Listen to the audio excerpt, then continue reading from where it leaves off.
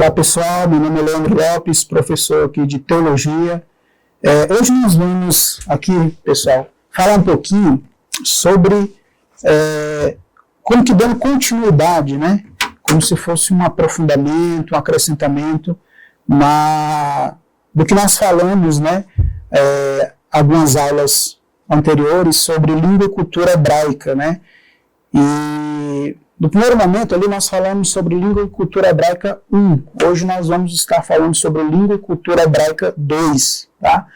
E para nós começarmos aqui, pessoal, dentro do nosso cronograma aqui,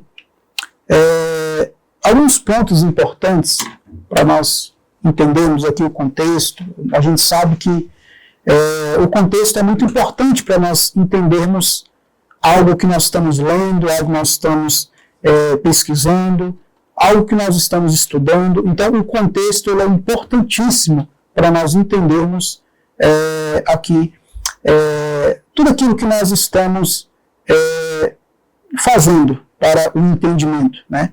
Então, hoje, pessoal, na nossa Língua e Cultura Hebraica 2, na nossa unidade 1 da nossa disciplina, eu quero falar com vocês aqui um pouquinho sobre um período aqui onde é importante, inclusive, para nós entendermos o contexto ali do Novo Testamento, né? O pano de fundo, que vai servir de pano de fundo, que é a revolta dos Macabeus, né?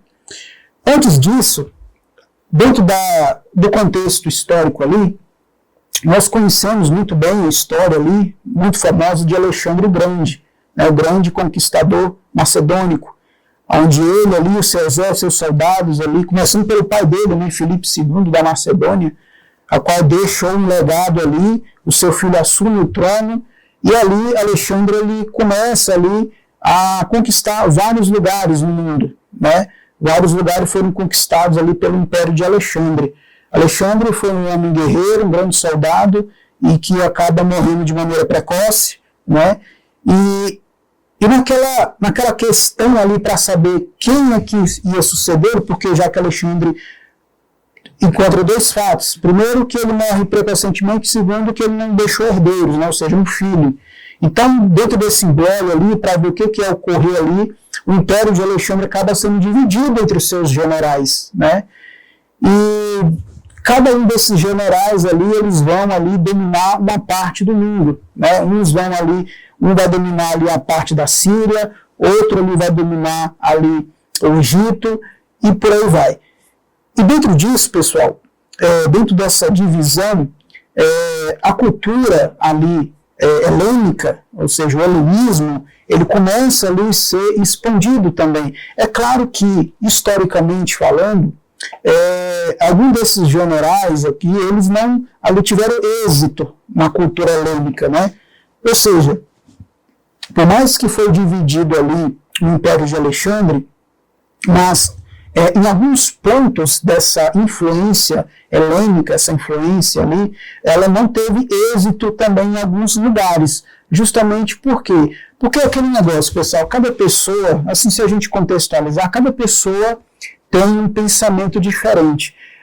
É muito comum, por exemplo, quando uma empresa, por exemplo, ela tem uma nova administração, sai uma administração e entra outra, né? É muito comum algumas pessoas falarem, olha, nós vamos seguir a mesma cartilha, nós vamos seguir a mesma ideia, nós vamos seguir o mesmo projeto. Só que a gente sabe que no fundo, nem sempre é assim. A pessoa ela pode fazer parte de um grupo ali, mas é muito comum a pessoa ter o próprio pensamento ali, né? E quando a gente pega aqui essa história aqui de Alexandre, depois da sua morte, seus generais ali agora dominando o mundo, é mais ou menos isso. Ou seja, a cultura helênica, por meio desses generais, ou um desses generais, não teve tanto êxito. Justamente por quê? Porque a mentalidade, o pensamento de tal pessoa ele era outro. Talvez o pensamento de tal general ali não era expandir a cultura helênica, né? Não era expandir a cultura helênica, mas era expandir somente o reino dentro da perspectiva territorial, né? Então não teve êxito em alguns lugares, né? Porém, é importante saber que a cultura helênica, dependendo ali, ela já estava bem consolidada em alguns pontos do mundo, né? Então aquilo que já estava consolidado, então já tinha mais ou menos uma base ali do que era a cultura helênica, né? Então, pessoal, quando passa esse período da cultura helênica, que já estava consolidado, o mundo já estava ali influenciado pela cultura grega, né? Daí vem ali a famosa expressão greco-romana, porque ali sai o Império Grego e entra agora um novo império, que é o Império Romano, um dos mais poderosos também do mundo, e que também teve grande influência no mundo também. Então hoje nós vemos muitos monumentos, né? A questão do direito, por exemplo, é muito ali, pega por base, né? O contexto ali da Roma Antiga, essa questão jurídica e tudo mais. Então, a Roma acaba absorvendo também a cultura ali dos gregos, né? A famosa expressão greco-romana é isso. Por isso que alguns deuses ali da Roma Antiga, porque o sistema religioso ali de Roma, assim como ali na Grécia, era o sistema politeísta, né? O politeísmo, que é a crença em várias divindades, né? Então, assim como a Grécia, a Roma Antiga também vivia sobre esse contexto religioso politeísta, né, a crença em várias divindades. E com isso ali, a Roma acaba adotando as divindades ali gregas, né, somente mudando o nome. Por exemplo, na cultura grega, ali, na mitologia grega, Poseidon, que é considerado o deus dos mares, já ali na religião romana vai virar Netuno, né, e por aí vai. Então veja, sai o Império Grego e entra o Império agora Romano, né, um império que estava ali dominando o mundo até então. Então veja, dentro disso, pessoal, vai entrar aqui, dentro disso, o Antíoco IV. Esse Antíoco, ele é um dos que vai dominar o mundo ali na Síria. Ele já vai ser filho de um dos generais ali, que acabou ali pegando um pouco da parte ali da dinastia, né? Ali daquele contexto depois que Alexandre morre.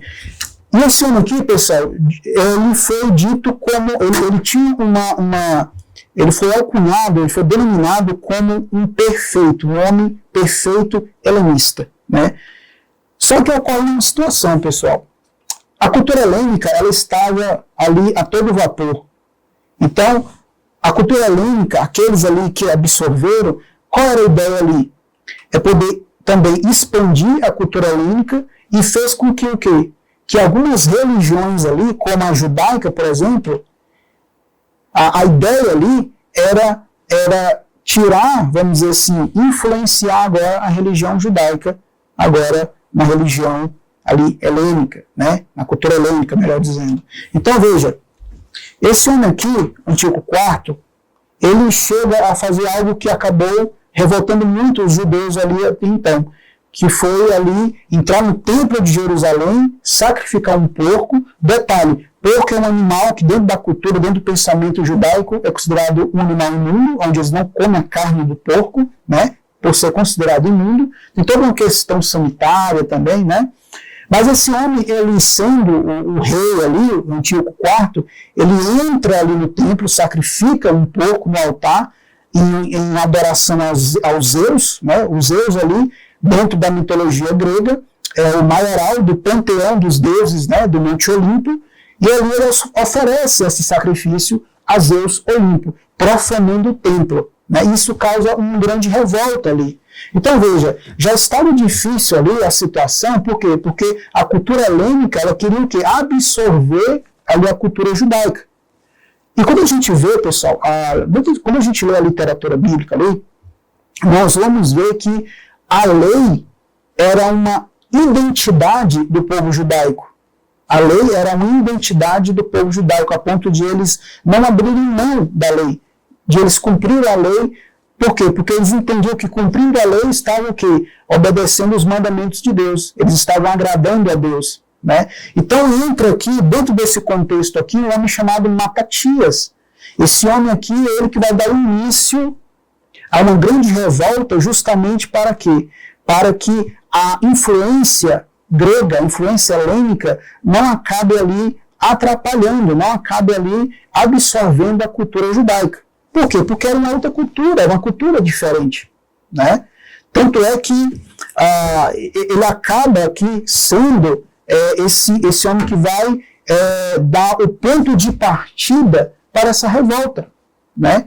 Ele morre e entra em cena aqui agora o seu famoso filho, Judas Macabeu, né? Macabeu, alguns linguistas acham que interpretam, né, que Macabeu significa algo como martelo.